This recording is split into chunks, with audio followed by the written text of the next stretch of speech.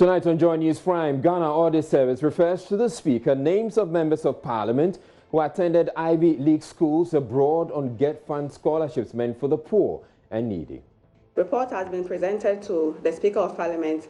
The Public Account Committee is going to sit on the report, and then there's going to be the public hearing.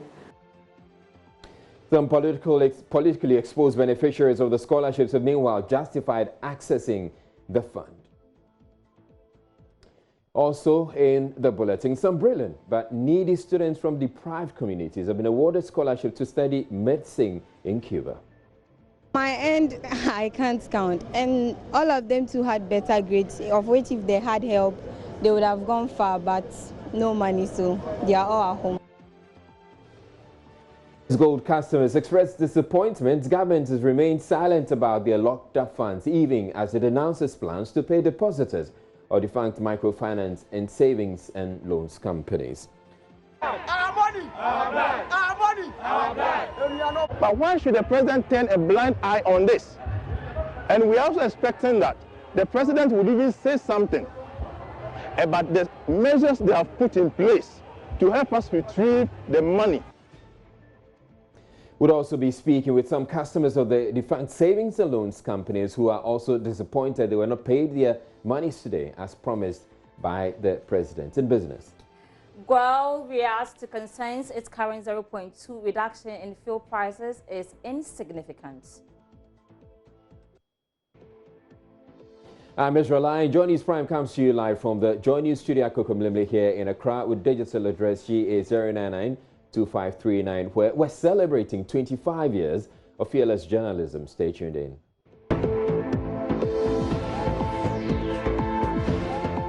The Ghana Audit Service says it has handed over its findings of an audit it carried out on the award of scholarships by the Get Fund Secretariat to the Speaker of Parliament. The audit revealed how several prominent Ghanaians, including members of Parliament, were given scholarships to enable me serve my constituents, Parliament, and nation better. I urge the public to disregard the said publication and treat it with the contempt it deserves. Now, Education Minister Dr. Matthew Opoku-Prempeh also confirmed in a statement he was a beneficiary. And this is a statement released by the Ministry of Education, assigned by its Public Relations Officer Vincent Assefa. It says the attention of the Ministry has been brought to a My Joy Online publication which sought to create the impression that Dr. Matthew Opoku-Prempeh, Minister of Education, has benefited from a Get Fund scholarship to study at in the university, Harvard University. The Ministry would want to state that the publication is not only false but vexatious. We are, by this notice, stating categorically that under no circumstances has the Minister of Education received any sponsorship for scholarship from Get Fund since assuming office. We urge the general public to disregard the said publication and treat it with the contempt it deserves. There have been publications further to this statement going out where there is confirmation that indeed the minister benefited from the scholarship, but not as Minister of Education, but as Member of Parliament. Now, former Deputy Education Minister Samuel Okudzeto-Ablakwa has meanwhile denied knowledge of scholarships awarded Members of Parliament by Get Fund while he was in office. The MP for Northong also says his ministry was not aware that Get Fund has taken over the administration of scholarships from the Scholarship Secretariat, a move flagged by the Auditor General as illegal. Mr. Okudzeto-Ablakwa, who has been describing details of the performance audit report as disappointing, says members of Parliament who are Get Fund scholarship beneficiaries, both past and present, must refund the monies given them. An embarrassing audit report, unconscionable, a sad day for public office. It's not the kind of audit report that gives public office a good name. And we have to be honest about that, especially on this day, the 24th of February, where we commemorate Ghana's Day of Shame. There are many factual inaccuracies with this Get Fund statement. First of all, Section 22E of Act 581, the statement refuses to quote the provision in full. Let's read the provision in full. It's stipulates to provide monies to support such other educational activities and programs for the promotion of education, as the minister, in consultation with the board, may determine. If you go to the interpretation section of this act, the minister is the Minister of Education. I have checked. I was at the ministry. I was in charge of tertiary education. At no point did these requests come to us for approval. So the Minister of Education ought to have approved this. These approvals have not been granted. The second point that has to be made, and which is the other factual inaccuracy, is the claim that nobody under the current administration has received scholarships in terms of high-ranking public officials. The Honorable Adjoa Safo scholarship is under this administration. You have the Honorable Mavis, the Honorable Mavis Nkansa Boedu. Her scholarship was under this administration. You take the Honorable Minister responsible for Employment and Labor Relations. It was under this administration. But you see, I don't want us to begin to engage in extreme partisanship, and then the principles are lost. The fundamental principle, which I have been espousing right from the beginning of this discussion, is that at no point should members of parliament qualify for this scholarship, whether home or abroad. It's unconscionable, it's unacceptable. Ministers of state. Look, these are scholarships for the poor masses. We should be working to create more opportunities, because these scholarships are woefully inadequate. Look, I served at the Ministry of Education. I can tell you that every year, less than 10% of those who apply for these scholarships get it. Less than 10%, because the resources are not adequate. And there's so many deserving, gifted and needy students who can't get it because, as you notice from the audit report, even there were budget overruns by 200%, 300%. It tells you that the allocations were not enough. So we should not encourage a situation where people in high office, who should rather create more opportunities for the poor, for the masses, rather come and scramble with them. I would have thought that members of parliament would rather be helping, leading the way, so that their constituents, their poor folks they represent in parliament will get these opportunities. Well, he also wants GETFund administrators past and present to answer questions on how they exceeded their budgets by over 400 million cedis. Meanwhile, Principal Auditor at the Audit Service says copies of the report have been presented to the Speaker of Parliament for further deliberations by the Public Accounts Committee. Who were schooling in Ghana, majority of the funds went into foreign scholarships. And also, the administration didn't have sound principles. When we say sound principles, what we found was that we're expecting that as a scholarship granting institution, they would have the eligibility criteria that shows that how does somebody qualify to get a scholarship, whether they would have a scholarship administration process. That is, when we're going to publicize the scholarship, there's going to be an opening season and then a deadline for presentation of scholarships. There's going to be a selection criteria and then also an approval process. So we found that GETFund didn't have all these in place to grant the scholarships. And also, GETFund exceeded the allocation for scholarships, meaning that they had yearly budgets that was approved by Parliament. But over the period, that was 2012 to 2018, what we found was that GETFund exceeded its budgets by about 150%. And then as a result of the number of scholarships granted, which was over the funds they had, students were caught in hardships. People had to be evicted from their accommodation. Schools were rejecting students from writing exams, all because they didn't have funds to pay their fees.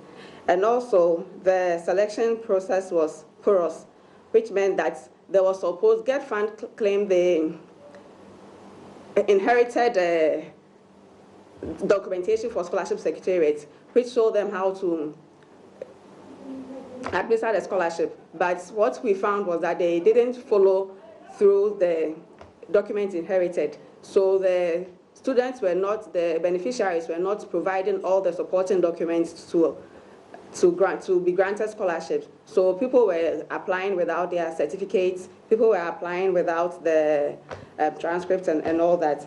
And also the administering of scholarship benefited people who were not qualified. So the needy but brilliant students that was specified in the Get Fund Act were rather not getting the scholarship. So generally that is what the report was about. So we went through the board minutes and we didn't see any approval for Get Fund to use the section, the 22E. Step is the report has been presented to the Speaker of Parliament. The Public Account Committee is going to sit on the report, and then there's going to be the public hearing on the report. Make recommendations after our audit, and we have recommendations in this report, which Get Fund is supposed to implement. And then after a time, we'll go back to do a follow-up audit, and we'll see how Get Fund has implemented these recommendations and how it has changed the system. Well, in other news, some 40 senior high school students from the country's zongos and inner cities have been granted scholarship to study medicine in Cuba. This is in fulfillment of a promise made by government to bridge the inequality gap by giving equal opportunity to brilliant but needy students to pursue their chosen careers. The 40 beneficiaries were at the office of the National Chief Imam on Monday, where they were charged to aspire to be the best in the world, even as they embark on their travel on Tuesday. Latif Idris has more. Vice President Dr. Mahmoudou Bawumia in 2019 proposed to the Cuban government to extend the special arrangements between the two countries for the training of health personnel in deprived communities. Nearly a year after that proposal, some 40 students whose ambition of becoming medical doctors was slipping away because they come from deprived homes are beginning to believe again. This intervention by government, according to Dr. Educhum, is to give meaning to government's talk about giving equal opportunity to all. I know how it feels to be poor, and I also know how it feels when you get to the point where you have money in your pocket. So young men and women, this is your opportunity. Opportunity to transform your lives, opportunity for your moms and fathers and uncles who feel proud of you. When my father visited me in America, he couldn't hide his excitement that his son has become somebody that Americans were even proud of. So one day you will have the opportunity to sit next to the Chief Imam and tell your story. And when you are telling your story, of course, you are not going to leave out the president, the vice president. And their vision that made it possible for you to get the best opportunity of your life of becoming a medical doctor.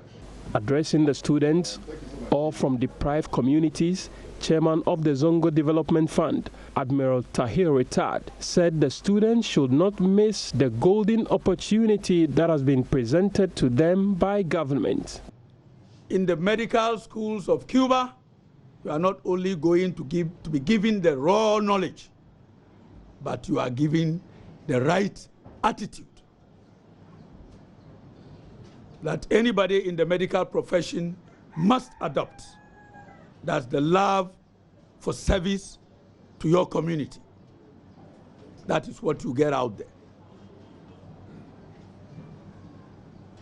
When you go out there, don't have any feeling that you are being sent to some backyard school. It is a top-class country to study in for medicine. The National Chief Imam, who was full of joy and appreciation, also commended government for the initiative. These leaders, we pray for Allah's support for them. Whatever intention, good intention they have for transforming our country, may Allah help them to do that. These things that I have seen today with respect to education, our children, may Allah take you there safely. And may Allah help you so that you will come back home and give life to our country. Some of the beneficiaries spoke with Joy News. With God on our side, inshallah, everything is going to be well and well. When did you also start dreaming to become a medical doctor? When I was very young. But young, what age? At the age of 6. I started dreaming to become a medical. But I never knew I would have a dream come true like this. Yeah, I never knew. And I know everything comes in by Allah's help. Allah has done everything. And I know, inshallah, the same God who started will end it in joy. Tell me about the family you are coming from. How would you describe your family?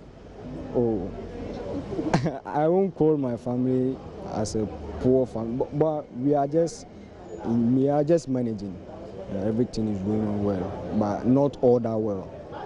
How many of you, this question goes to all of you, how many of members of your community are in your situation that have not benefited or gotten this opportunity to go outside to study? A lot. So how many students do you complete with and are still at home looking for opportunities and they are not getting? On my end, I can't count. And all of them too had better grades, of which if they had help, they would have gone far, but no money, so they are all at home. I wish this will continue and they also have access to it. So you've been asked to go, not just to make yourself the best in Ghana, but the best globally. Should we expect this after 7 years of your stay in Cuba? Yes, you should expect the best, because we are not going to joke there. We are going to put our maximum best in education, in our studies, and we promise Mother Ghana that we are going to make Mother Ghana proud. The first batch of students is expected to leave Ghana for Cuba on Tuesday. You're watching Joy News Prime. We're taking a break, but still ahead in the bulletin. Men's Gold customers expressed disappointment. Government has remained silent about their locked-up funds, even as it announces plans to pay depositors of defunct microfinance and savings and loans companies. Our money! But why should the president turn a blind eye on this?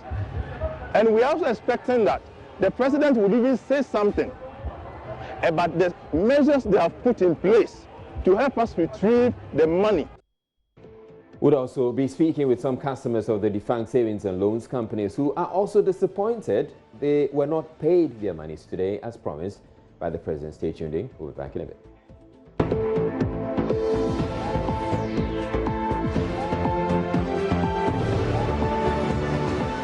Now, aggrieved customers of Men's Gold are unhappy about what they say is government's failure to capture their plight in last week's State of the Nation address. They say though they did not expect the president to announce payment of the investment in the collapsed gold dealership, an update on the matter would have been helpful. President Akufo-Addo announced payment of locked-up funds of customers of defunct savings and loans companies from Monday. The Men's Gold customers at a meeting in Kumasi expressed disappointment. Government has remained silent about their case. Nane Ajima sat through proceedings at the bi-weekly forum. I would like to repeat that all depositors of the savings and loans and microfinance institutions, including DKM, which collapsed in 2015, will receive 100% of their deposits too once the validation exercise is concluded. Behind me are aggrieved customers of gold dealership firm Men's Gold. On a monthly basis, they meet here to think about how they intend to take their locked-up capital from the defunct firm. Our money! Top on the agenda is their neglect on the list of financial institutions the president spoke about. Under the shady trees at Center for National Culture in Kumasi, members of the group take turns to share opinions on their next line of action.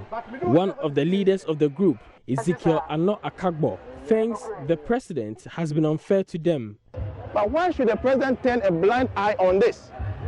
And we're also expecting that the president would even say something about the measures they have put in place to help us retrieve the money.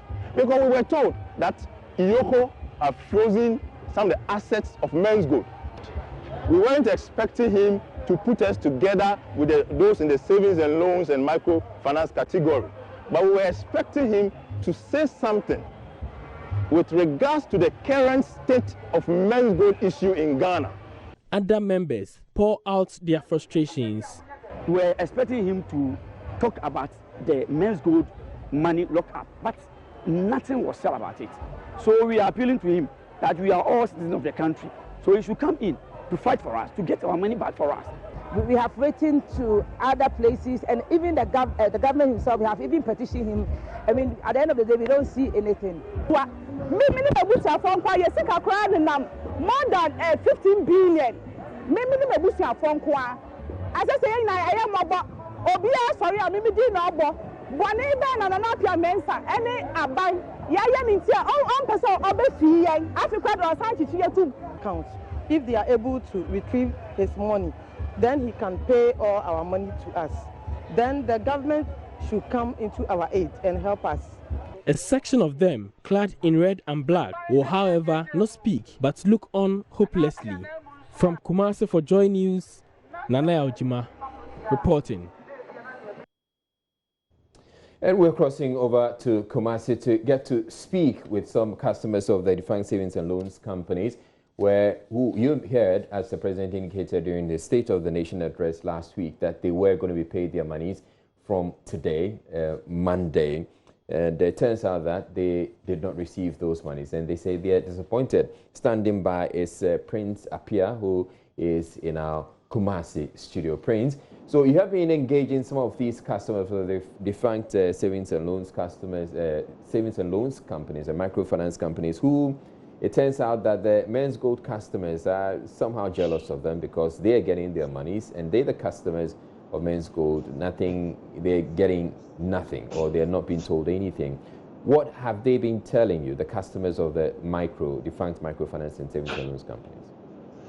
Yeah, so in Israel, today the expectation was that they would receive at least some of their locked up investments, because after the president announced that from today the disbursement of the funds will begin. Most of them that I've engaged tell me that they were communicated to, that a text message was sent to them. Anybody that receives a text message must visit any CBG branch and go there for your validation. And almost anybody that I've spoken to is part of defunct savings customers tell me that they have not received any text message. None of them have received any text message till now. So when it comes to Kumasi, it is difficult to tell that anybody has received any money at all from the CBG branch as directed by President Nana. I have with me here one of the leadership of the position of the. Right, it appears we have lost that connection with Prince Appiah, who is in our Kumasi studio. We'll try and re-establish connection with him, but we have received a statement, or a statement was put out by the receiver of the defunct microfinance and savings and loans companies earlier on today, and we're hoping to share that statement with you. It talks about the modalities that they have put in place and how they intend to pay these customers of the defunct savings and loans companies. The president had announced during his State of the Nation address that they would be paid from Monday. Of course, that is today. They have not been paid anything, and some of them, as you heard Prince Appiah talk about, have been to some of the branches of the Consolidated Bank Ghana, where they have been made to open accounts. Some of them have been paid part of the monies, the capped amount of 20,000 back then, when the finance minister announced that they were going to be getting some of the monies. Now, let's get to see the statement, because the receiver appears to have a plan how it intends to go about it. Part of it is going to be cash, and part of it would be put in investment accounts for these customers. So here it says, notice of full payments to fixed investment holders of 39 microcredit institutions in official liquidation whose claims have been validated. That's the operative word, validated in the liquidation process in the matter of the Bodies Corporate Official Liquidation Act. And it goes on that in the matter of the revocation of the license of insolvent microcredit institutions by the Bank of Ghana under Section 7, it goes on, and says, pursuant to Section 7 of the Non-Bank Financial Institutions Act, the Bank of Ghana revoked the operating licenses of 39 insolvent microcredit companies on 31st May 2019. The Bank of Ghana, in accordance with Section 38 of it goes on quite a bit. It goes on to talk about the main duties of the official liquidator to recover and maximize asset realization of the companies, of the creditors, and it goes on and on. But let's get to Prince Appiah. We'll bring you the rest of the statement, but let's get back to our Kumasi studio where Prince Appiah is standing by with the leadership of the customers who belong to the defunct microfinance savings and loans companies. All right, so Prince, you were about to engage the leadership of the microfinance customers. You tell us, let's hear him, what he had to say. Yes, thank you. Thank you for bringing us joining. I was saying, what happened today?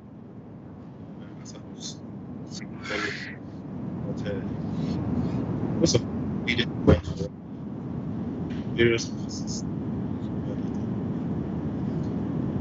various offices. When you go there, they say you see the text. We can have to write. All right, we appear to be having challenges with the connection to Kumasi. So we're going to take a break now to bring you business news. Sandra Fenu is standing by with business, but we are hoping that we can get to go back and get to hear exactly what was the experience today when they went, these customers, the customers of the defunct savings and loans companies went to the branches of CBG to want to get the payments that the president had promised. Do stay tuned in. We'll be back with business in a bit. That's the time for business. Sandra Fenu is here, and the conversations about the customers of the defunct savings and loans companies who are expecting to their money today. Receive their monies today, as promised by the president. It turns out that they didn't get to get it. We're going to continue that conversation later on, but you carry on business. Let me ask you, 0.2% reduction at the pump by GOIL. Are you excited by that? 0.2%. Oh, you can't complain. Well, we hear more in business. Celebrating 25 years of joy. My name is Sandra Esinam Apen. As always, I'm here for business. The Executive Secretary of the Chamber of Petroleum Consumers Ghana, Duncan Amwa, has hinted oil prices on the international markets will continue to drop further in the coming month. It was, however, of the view that oil marketing companies cannot be blamed entirely for the insignificant reduction in prices at the pumps during the second pricing window of February. Duncan Amwa was reacting to some claims that oil marketing companies have not reduced prices well enough to conform to reduction in prices of crude oil on the international market. Over the weekend, former CEO of the Ghana National Petroleum Corporation, Alex Mode, criticized government for not ensuring that petroleum prices were reduced significantly. According to Mr. Mode, GOIL's percentage price drop is insignificant as the price of oil on the international market has fallen hugely. He tweeted that oil prices are down 7.5%, while the cedi has appreciated from 5.7 to 5.3, nearly 7.5%. He was not happy because fuel prices reduced by less than 0.2%, which did not reflect the true margins. But the Executive Secretary of Chamber of Petroleum Consumers Ghana, Duncan Amwa, in an interview with Joy Business, outlined some factors that contribute to the reduction in petroleum prices at the pump. We do have elements that determine your ex-pump price. These elements at all times material will determine whether we go up, we stay, or we come down. Now, if you have a situation where the other factors in your price build up are almost always pointing upwards, it's difficult to blame the oil marketing companies without blaming these factors. The three key factors: your international market prices, how much you get the product out there, then your cedi or your forex bits, and then you come to where your taxes also play a huge role.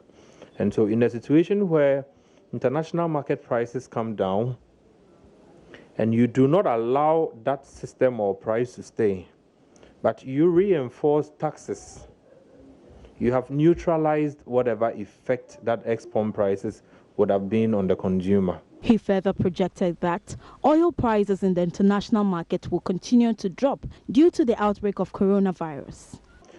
Between now and the end of April, May, prices are expected to continue to drop because, like you said, corona is still out there.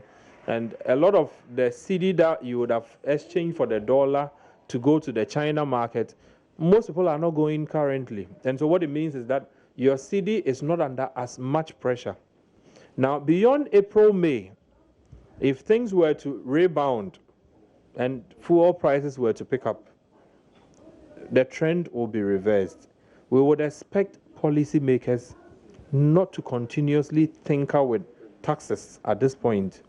They should allow deregulation to work such that if I have to get a reduction of 10 pesos, don't slot in taxes of 8 pesos so that I'm left with just 2.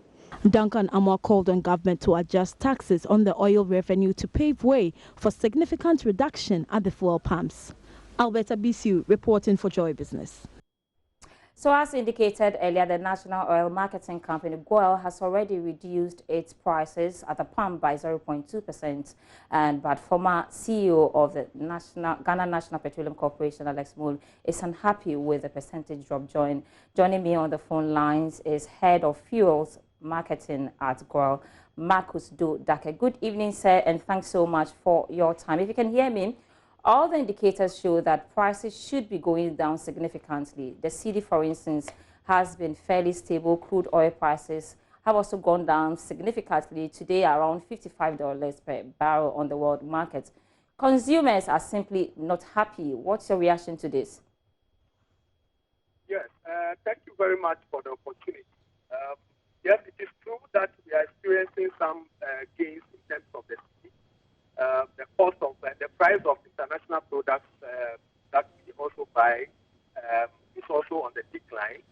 And what you experienced last Saturday is just we want to ensure that our customers begin to experience some of the benefits that this case is supposed to bring to them. That's the reduction that we experienced last Saturday. But I can assure you that we are monitoring the trend.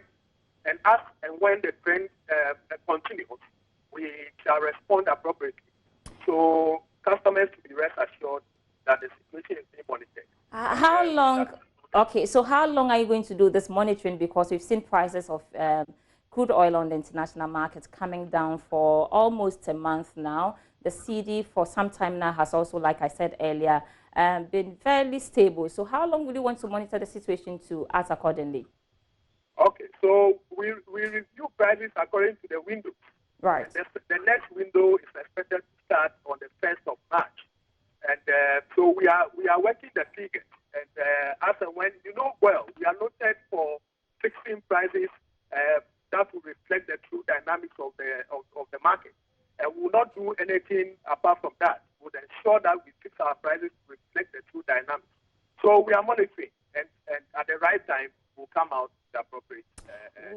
Well, I don't want to push you further, but again, looking at the situation, and you said you'll be monitoring, what do you think will be fair and consumers will be happy? Because you saw the former GNPC boss not clearly happy with it, 0.2. And so if it should go up, what should we be expecting?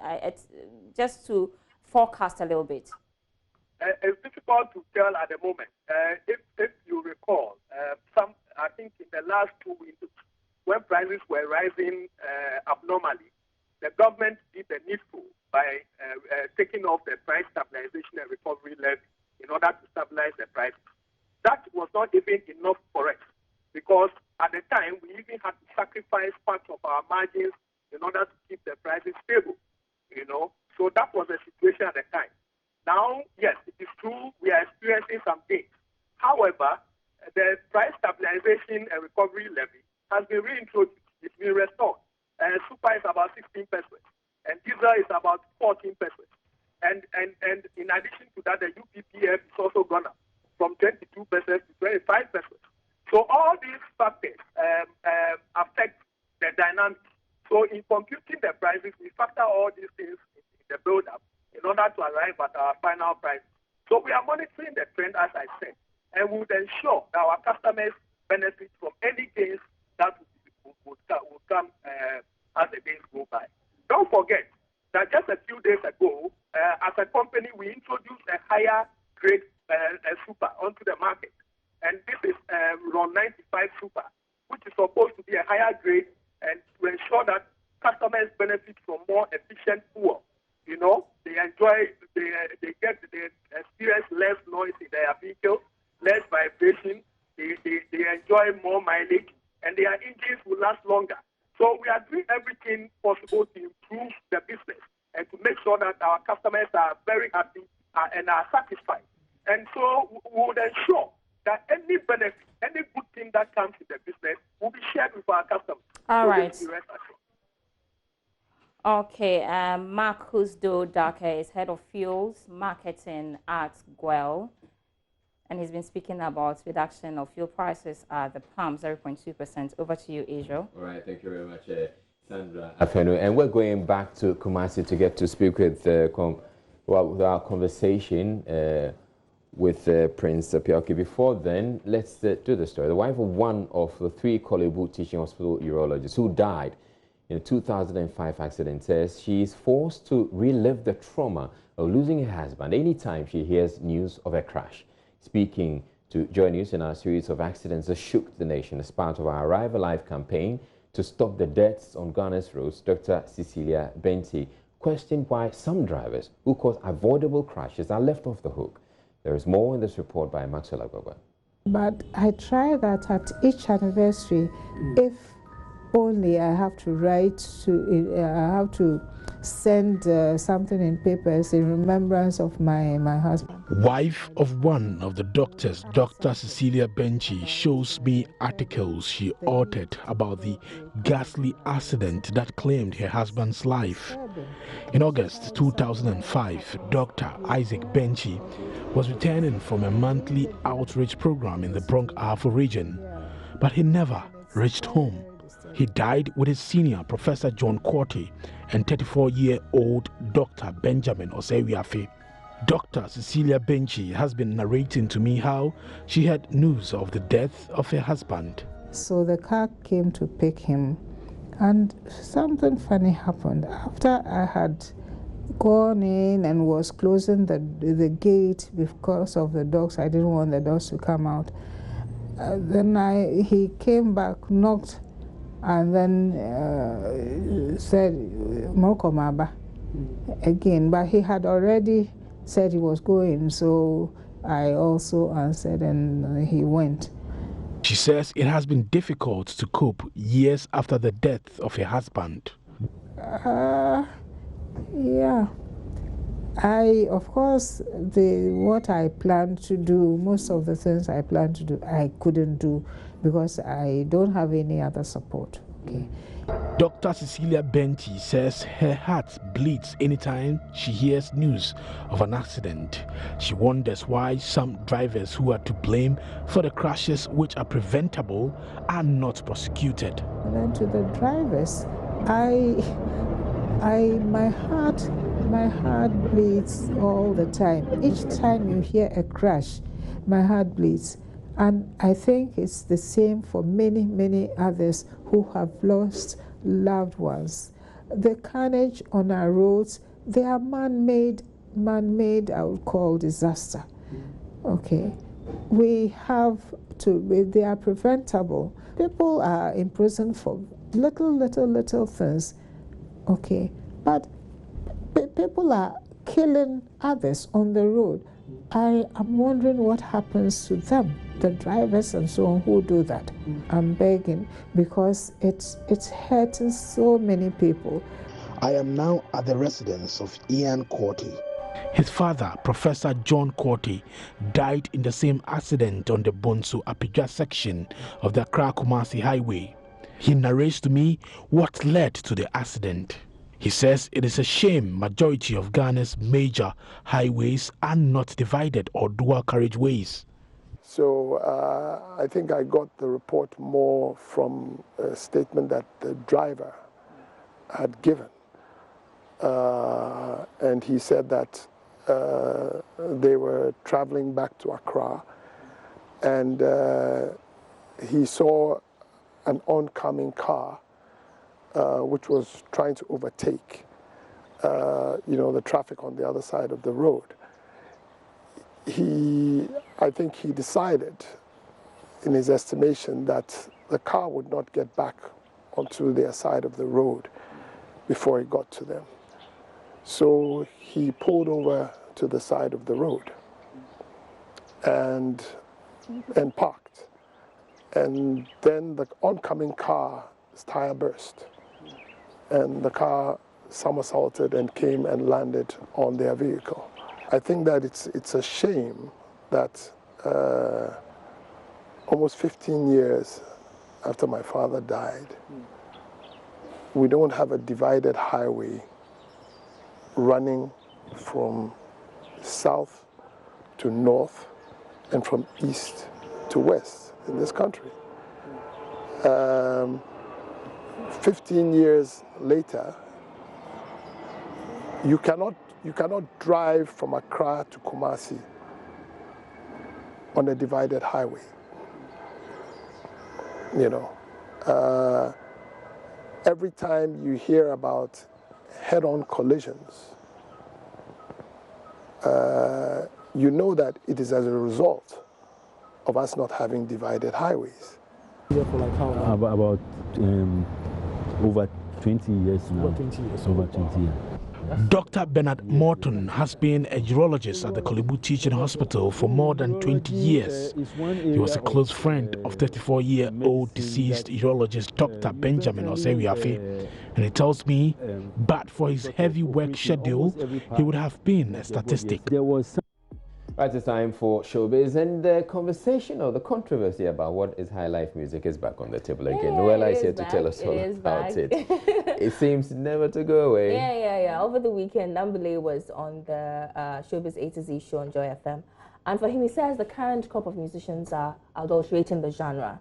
And for him, no current musician now is doing high life. Okay, so let's hold it.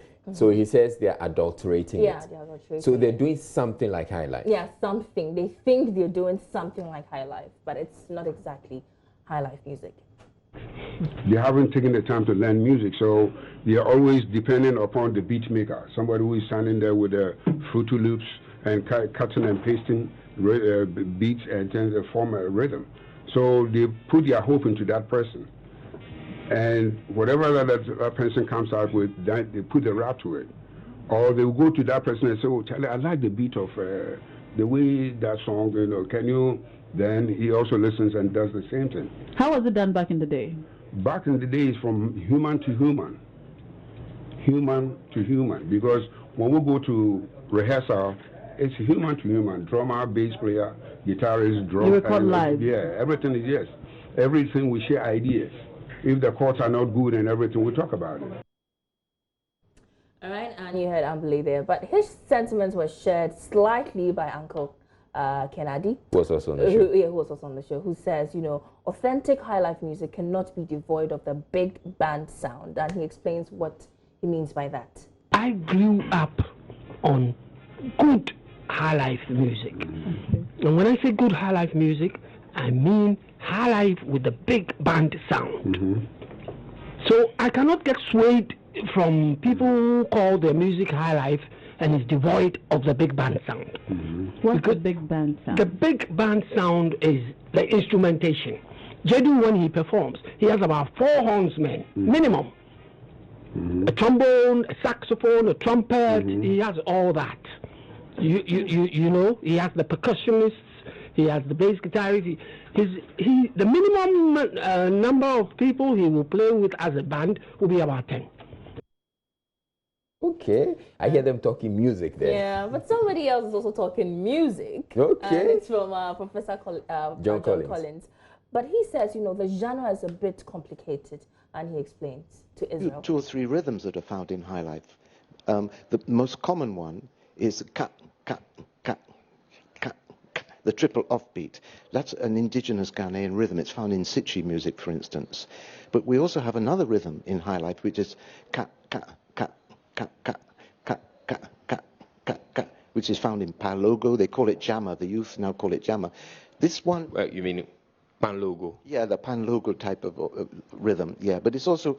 The Palogo itself got that rhythm from high life. You know, Palogo was invented in the 1960s. And high life is 120 years old.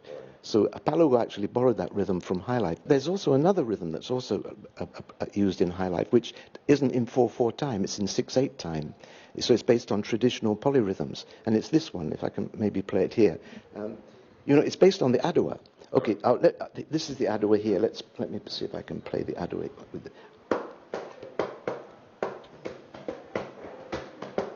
this is the counter beat, the movement of the feet. So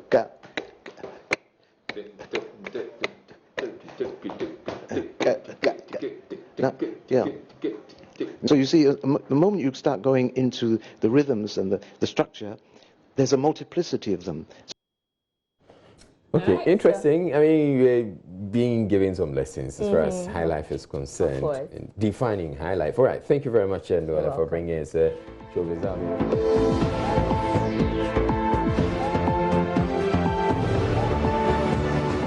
Right, so welcome back to Joy News Prime, and we're returning to our earlier story on the customers of the defunct savings and loans companies who were disappointed that they did not get to receive the payments promised them by the President in the State of the Nation address. And we're joining our Kumasi studio where Prince Appiah is standing by with some of the customers. But before then, let me share with you the statement from the receiver and what he had to say about the modalities for the payment of the outstanding fixed investment holders obligations effective Monday, February 24. So it says, based on information to be provided by the official liquidator on fixed investment holders due for payment, CBG will open new accounts for all fixed investment holders whose claims have been validated and agreed in the official liquidation of the affected institutions. SMS messaging from the official liquidator to the fixed investment holders due for payment, setting out the account number and cash amount due fixed investment holders. Accessing funds at any CBG branch by the fixed investment holder showing any of these valid identity cards, and it goes on to state them, and a duly notarized power of attorney should be presented in respect of fixed investment holders who have nominated persons. The combination of cash and bonds will be used to settle fixed investment holders' claims. It is expected that with the above funding arrangements comprising part cash and bonds, about 97.6% of individual claimants in number, including individual depositors in the resolved microfinance institutions and savings and loans and finance houses companies, will be fully settled in cash. Other categories of fixed investment holders, including corporates, will be fully settled through a combination of cash and bonds. Please note that the official liquidator will fully settle outstanding fixed investment holder claims once these claims have been validated and agreed in the liquidation process. Please note further that the official liquidator continues to validate fixed investment holders' claims not yet validated and agreed in the liquidation. And it goes on and on. But clearly the point they're putting out is that some of the customers will get cash, some part cash and some part in investment. So let's go to our Kumasi studio. Prince Appiah, so you were speaking with the leadership of the defunct savings, customers of the defunct savings and loans companies. Hopefully your audio is a lot better now. Yeah, I believe it's better now. It is. Ezekiel, what do you feel about what happened today? Your expectation was to get at least some of your money today. What happened? I feel very disappointed. Very, very disappointed. Not me alone, but almost all the affected customers to feel safe. Was per my interactions. Most everybody's impression is disappointment at the process at the moment. Because by the President, we were all made to believe that payment was going to be finished. And most of our people thronged to those branches of CBG and that of the receiver's office. There was no show. We were just told that we should wait to receive text messages. We will have the right to come there for our funds. And this is a particular mode of payment against all these now. So even on the 4th of December last year, the President came out during his Christmas and New Year message that we were going to be treated like those customers in Universal Bank. We thought that since They were not asked to wait till they receive text messages before they come for their messages, for their mandates. We thought we were also going to be the same, not knowing this text message syndrome going to continue. And the majority of our members expressed dissatisfaction. What are the challenges you have in the text message system? We have a lot of challenges. To the extent that in some of, say, Ghana, majority of us are literate or semi-literate. So some are unable to differentiate the messages from other messages. Some have to even forward them to ask for confirmation before they do their message. That was the previous ones. And could you believe that I have some colleagues who stay at very far and remote places, to the extent that before they can even call you have to even climb trees to this network when you call. And such a person should send a text message to him or her. How on earth is he or she able to access or see the text message, come to a nearby CBG, his or her money? These are some of the challenges. Some have been misplaced SIM cards, some have lost their mobile phones in between the time of submission of PODs. So we expect, the president said, should be treated like those the investment banks. We thought all our accounts were going to be migrated to CBG, credited, and maybe message and communication being given to us. Go check, verify that everything in there is correct, or if there are some discrepancies, then we see how to rectify them. But that's how that's. Okay, so at this point, if you want to go to get a text message, none of your members received in of the what are your expectations? What we're expecting. All right, so thank you very much, Prince Appiah, standing by there with Ezekiel, and hopefully they would get some good news in the next few days. But in some other good news that we're happy to share with you, 5-year-old Princess Dede Darko, who hops on one leg, begins the process to acquire an artificial leg today.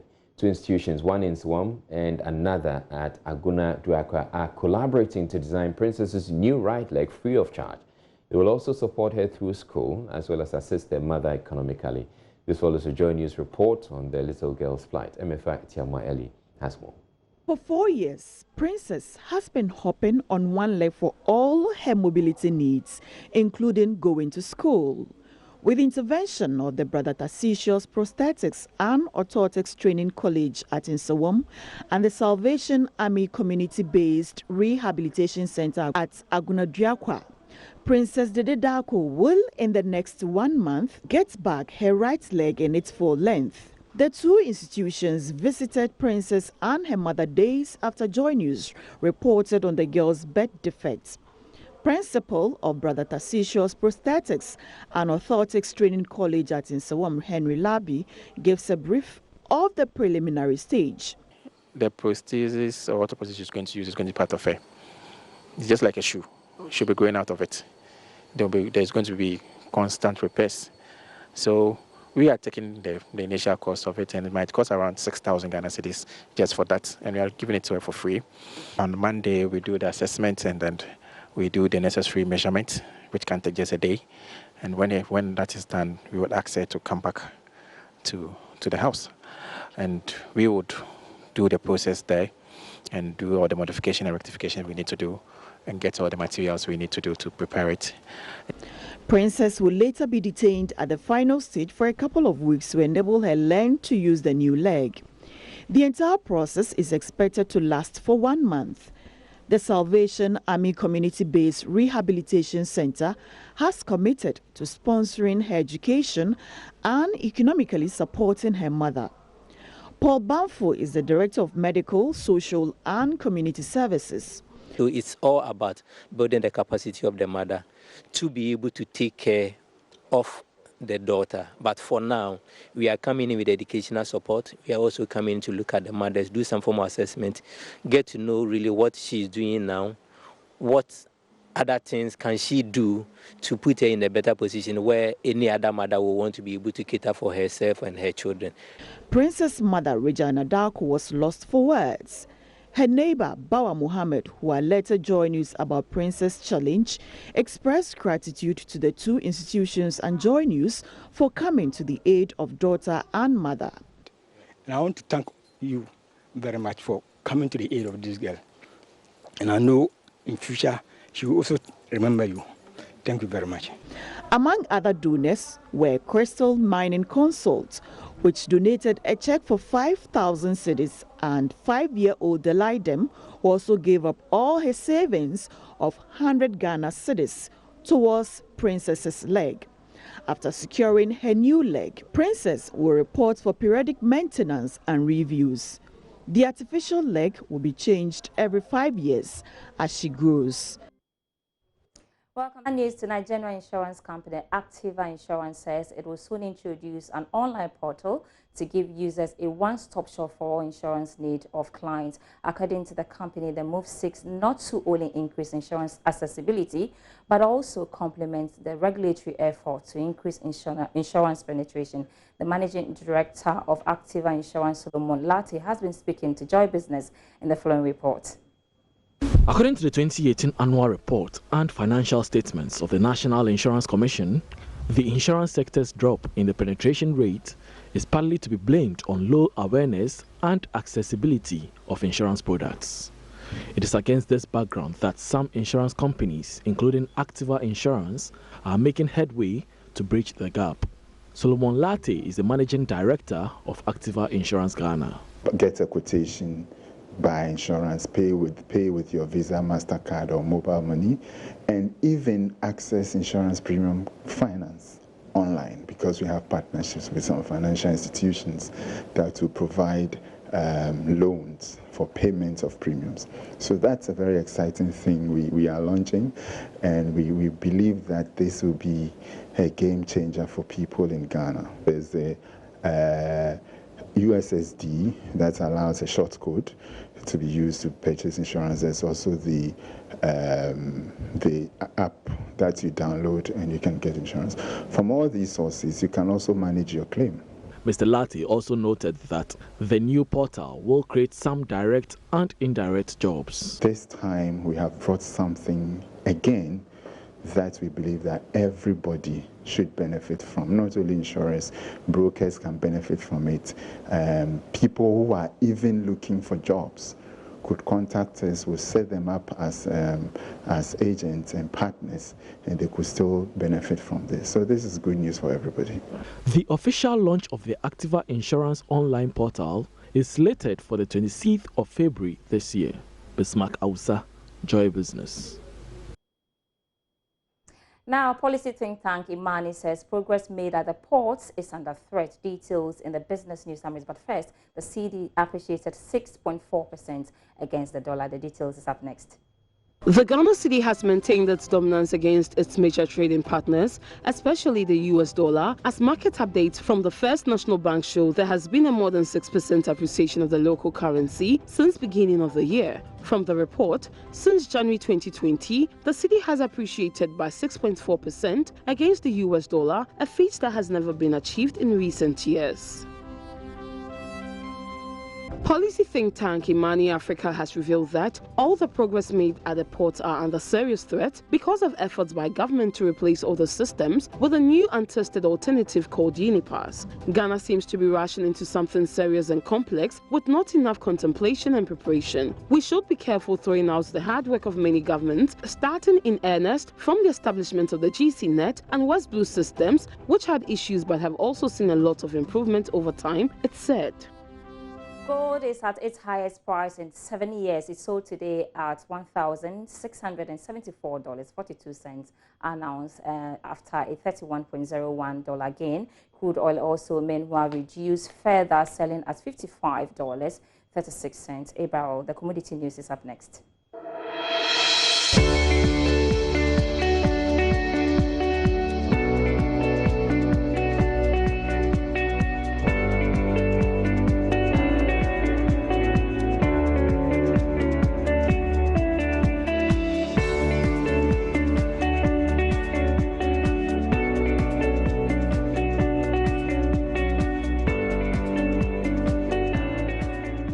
That's all for business tonight. My name is Sandra Esinam Afen. With us more news on our website, myjoyonline.com/business. Thanks so much for watching. Thank you for staying with us on Joy News Prime. I'm Gary Osmer with the sport. Now, first, the Trust Sports Emporium and the Ghana Swimming Association held an open swimming championship over the weekend at the Bukom International Pool. It is the first major swimming event to be hosted there since it was completed in November last year. Joy Sports' Haruna Mubarak was at the venue and has more in this report.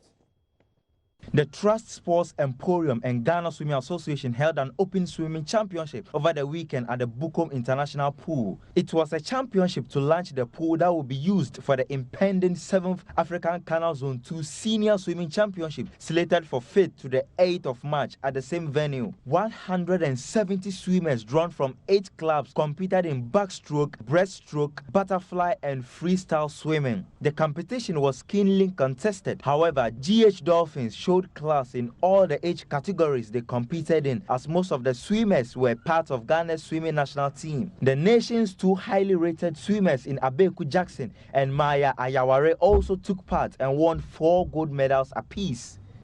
For Maya, she was content with her performance and happy with the new swimming facility. I've definitely done better before, but I'll just go back to training, work hard, and hopefully it will improve later on. But yeah, I'm quite content with what I've done.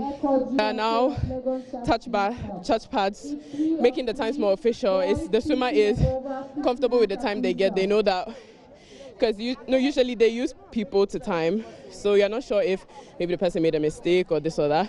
But here you know that it's your swim that makes up the time. It's not anyone's fault for it, so it really helps. Abeku Jackson is aiming to qualify for the Olympic Games. Today has been a great day. I managed to win 4 gold in 4 events. I think most generally, I've trained hard, worked hard. My aim is not today. My aim is not next month. My aim is to go to Olympics and make my country proud.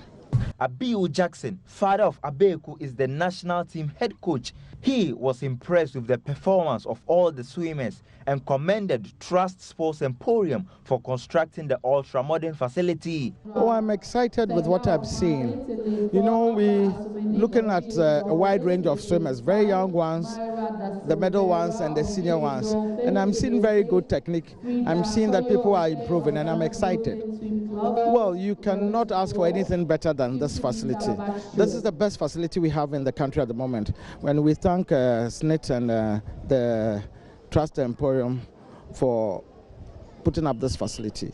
It's very good. It's very good for the fine-tuning of the swimmers, because then we have the markings and you know, we have the markings for 15 meter, for 25 meter, and there are little things that we can work on using this facility. So this is awesome for our training.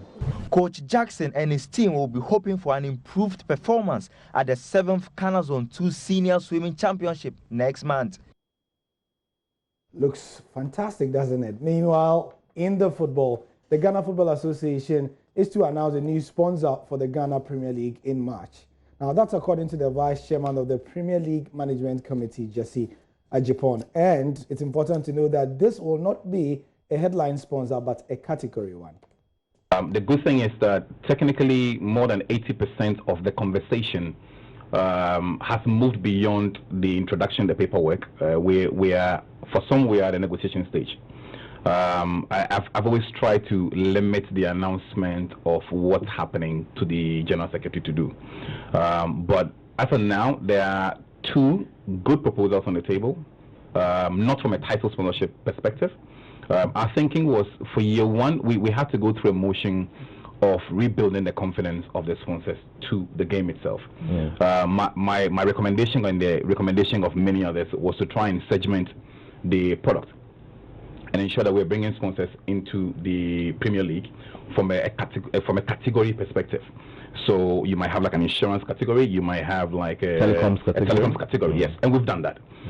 So every company that we feel should be able to be interested and invest in the game, we have reached out.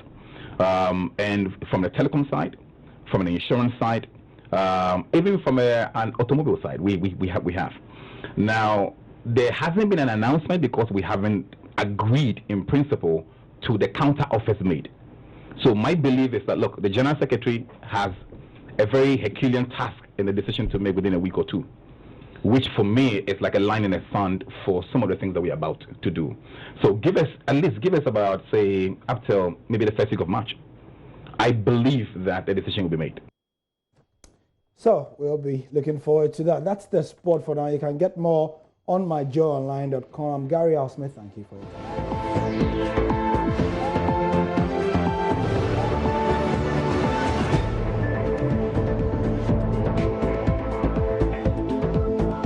And that'll be all for the bulletin for today. My name is Israelite.